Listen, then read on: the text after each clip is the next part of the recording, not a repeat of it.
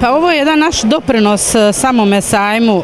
općenito sajmovanju, jer ako ništa ne izmislite, ja govorim da je ovo jedan dio inovacije kod sajmova, kao što je energetski samit bio ovdje jučer u Malome.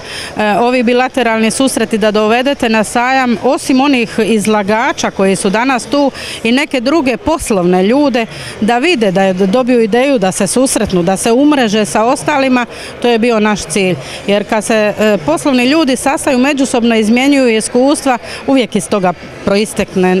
i neki rezultat. Mi evo 4 godine zaredom to održavamo ovdje na sajmu, inače mi to smo do sada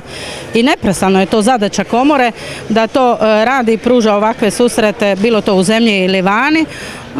Mi smo odlučili ove godine i već 4 godine da to odradimo na sajmu, upravo da sajmu pomognemo da se ne ruši, jer sajmovi normalno su vrlo teško izorganizirati, zemlje u okruženju već otkazuju velike dio sajmova,